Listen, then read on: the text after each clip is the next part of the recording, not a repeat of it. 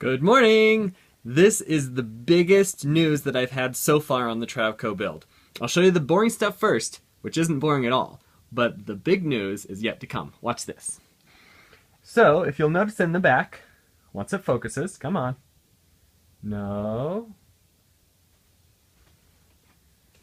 Here we go. Look at that.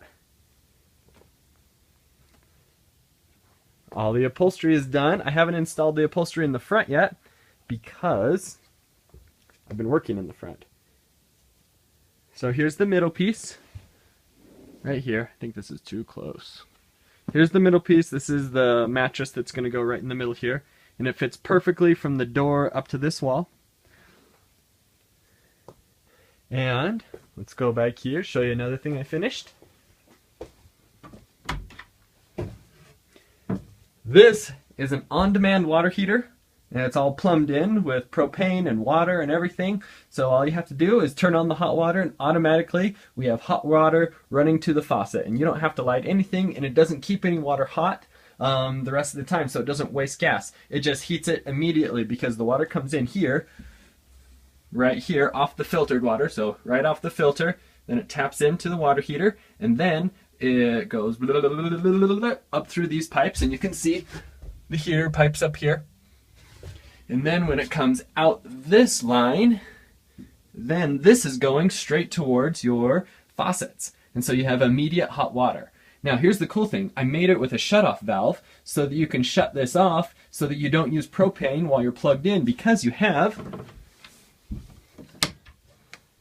a second water heater under here. This is the other electric water heater.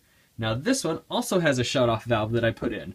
And the great thing about that is you can completely shut that off so you're not sucking cold water out of here when you turn on the faucet, because the lines go, this is the water in on this side right here. That's the hot water in. And so if you turn on the sink in the kitchen, the water would suck this way, and then it would suck some cold water out of here and then go on towards the kitchen faucet. So I made this valve so you can completely shut off this electric water heater while you're not using it. That means your water will stay nice and warm and it won't ruin your hotness. So I installed a switch on the electric water heater as well, so you'll have to switch that on manually so it doesn't automatically just come on as long as the thing is plugged in, or if the generator's on, because that sucks up extra power that you don't really need to be using all the time. So it's switched. And let's see what else. All the copper piping is done, and all the copper goes to the propane. So the fridge is up and working. The stove is up and working, but the most important part is right here. The fuel injection is totally up and working, and I've replaced every electrical part.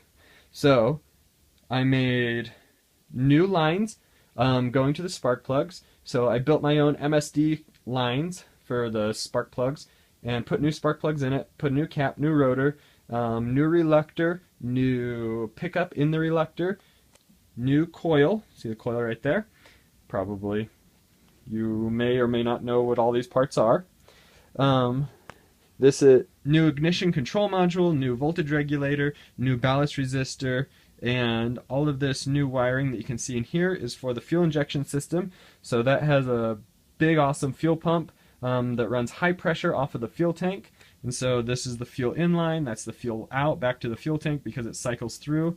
And here's the best part, watch this. You hear it turn on, fires right up. Check this out.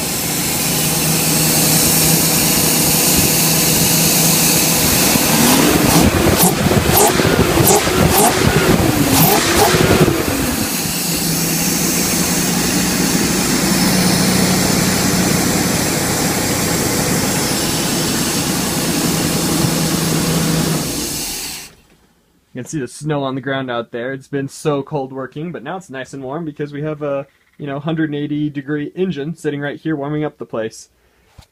But that is the first time I've ever built a fuel injection system for a carbureted engine, and it was really hard. But We figured out all the little issues, and in the end there's no fuel leaks, it starts right up, and you're going to get way better gas mileage than the carburetor did.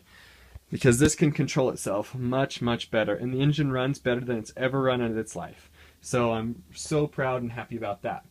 Also, I solved all the electrical problems. All the electric, the whole time I've had this RV, has been broken. And so I installed a new isolator. You can see the shiny thing down there. That isolates all the coach electrics from the engine battery, so that you don't kill the engine battery when you're running the coach electrics. But if I turn those on, you hear a click. Now we have lights.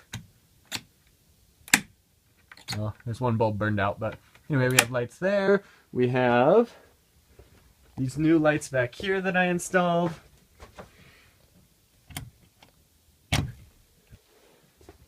There's another one. These actually have to be flipped up because, as you see, it's too close here where the bunk beds are.